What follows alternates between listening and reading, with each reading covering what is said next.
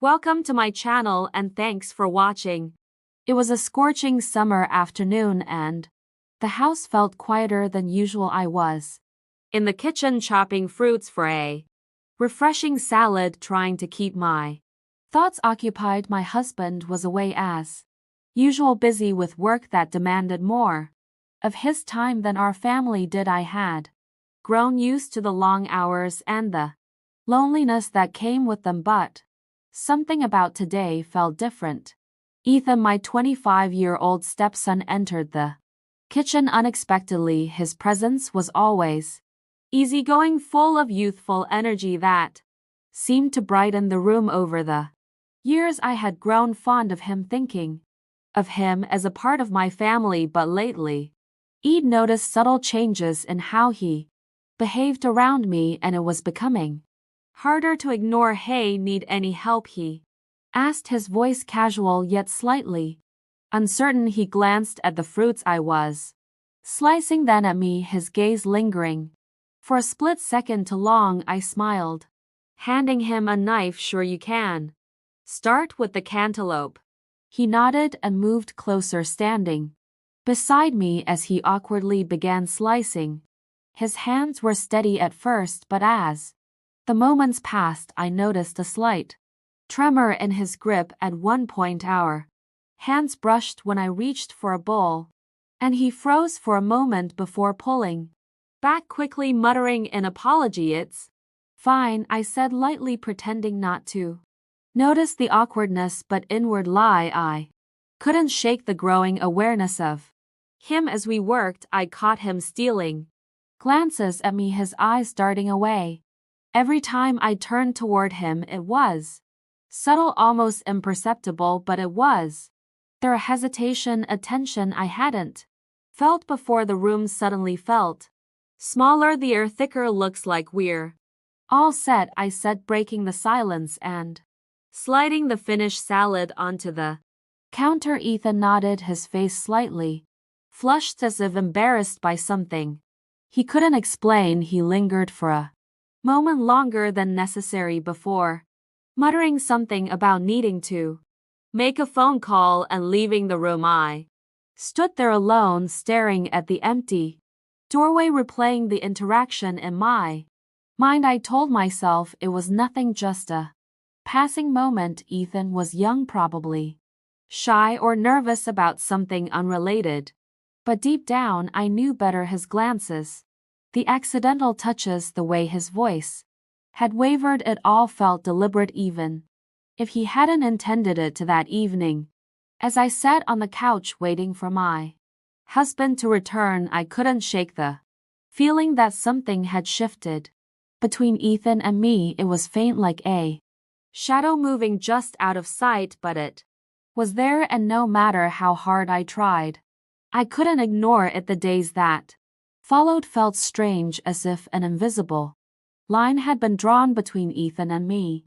Though either of us acknowledged it, he started hanging around the house more often, offering to help with tasks he never cared for before. At first I thought nothing of it, but soon it became clear his presence wasn't random. One afternoon I was folding laundry in the living room when Ethan walked in. He didn't say much, just sat on the couch and turned on the TV. I kept working, but I could feel his eyes on me, stealing glances whenever he thought I wasn't looking. It made me uneasy, though I tried not to let it show. "You've been busy," he said after a while, his tone casual but his expression more serious than usual.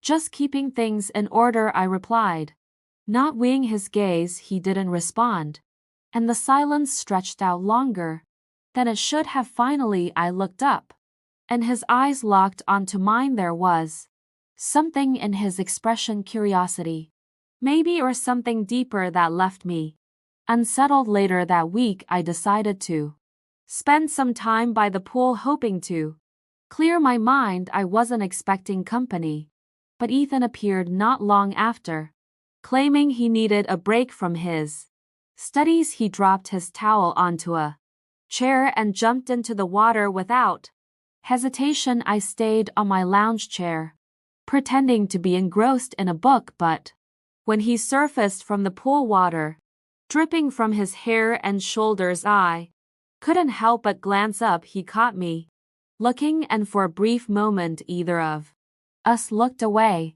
"You're not getting in?" he asked, his voice light but his eyes heavy with meaning. "No," I said, shaking my head. "I'm fine here." He swam closer to the edge, resting his arms on the side of the pool. His gaze lingered on me in a way that felt far too intimate. I felt the heat rise within me, not from the sun but from the tension between us. "You've been quiet lately," he said, his tone softer now. I shrugged, trying to deflect. "Just tired, I guess." Ethan didn't push further, but the way he looked at me made it clear he wasn't buying my answer. After a while he climbed out of the pool, grabbing his towel and drying off as he walked past me, water droplets falling onto the hot pavement. I felt my heart race. In the quiet moments after he left, I sat there, replaying everything in my mind. I couldn't deny that something was happening, something I wasn't ready to confront. The way he looked at me, the way he lingered near me, it wasn't innocent anymore. It was deliberate, and the weight of it was impossible to ignore. It was late at night and the house was quiet. I had gone to the kitchen for some water, hoping to clear my mind. The air felt heavy, not just from the summer heat but from the tension that had been building over the past few weeks. I didn't expect to see Ethan there, shirtless and leaning against the counter as he rummaged through the fridge. "You're up late," I said, trying to sound casual, though my voice betrayed the nervousness I felt. "Couldn't sleep," he replied without looking at me. He closed the fridge and turned around, his eyes meeting mine. Something in his expression made my breath catch, a mixture of vulnerability and boldness I hadn't seen before. For a moment neither of us spoke. The silence between us was loud, filled with words either of us dared to say. I could feel the weight of his gaze, the way his eyes lingered, not on the glass in my hand but on me. "I've been meaning to ask you something," he said, his tone hesitant. I tilted my head, trying to play it off as nothing. "What's that?" He hesitated, then took a step closer. "Do you ever feel like you don't belong where you are?" The question caught me off guard. I searched his face, unsure of how to answer. "What do you mean?" "I mean," he said, his voice soft, like you're meant for something else. Something more, like you're stuck in a life that doesn't really fit you." I didn't know how to respond. The honesty in his words, the way they mirrored feelings I buried deep inside, left me shaken before I could think of an answer. He stepped closer again, close enough that I could feel the warmth of his presence. "Ethan," I started, but he cut me off. "I know this is wrong," he said quickly, his voice trembling. "I know I shouldn't feel this way, but I can't stop. I've tried and I can't." I stared at him, my heart pounding so loudly I was sure he could hear it. "We can't," I whispered, my voice barely audible. He didn't move, didn't look away. "I think about you all the time. I try not to, but I can't help it. You're all I see." His words hung in the air, raw and unfiltered. I wanted to tell him to stop, to leave, to pretend this conversation never happened, but I didn't. I couldn't. When he reached out, brushing his fingers lightly against my arm, it felt like fire. I should have pulled away, should have told him this was impossible. Instead, I stood frozen, letting the moment stretch into something it shouldn't have been. Then it happened. His lips touched mine, tentative at first but quickly deepening. The kiss was electric, overwhelming, and entirely wrong. I pulled back abruptly, tears in my eyes. "This can't happen," I said, my voice breaking. Without waiting for his response, I turned and left the room, leaving him standing there in silence.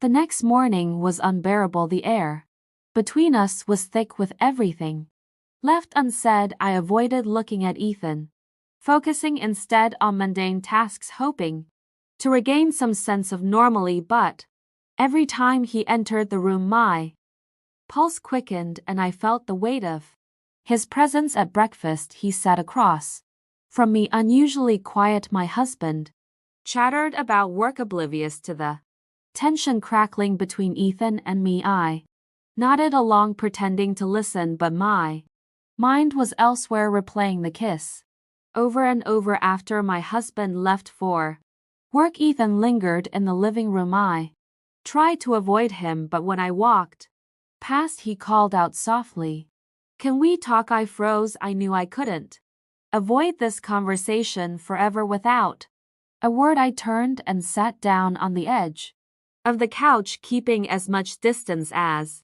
possible. "I'm sorry," he began, his voice filled with regret. "I never should have. I didn't mean to make things harder for you." I shook my head, my hands clasped tightly in my lap. "Ethan, what happened last night? It can't happen again." "We crossed the line." "I know," he said quickly, leaning forward. "I know it's wrong, but I can't pretend I don't feel the way I do.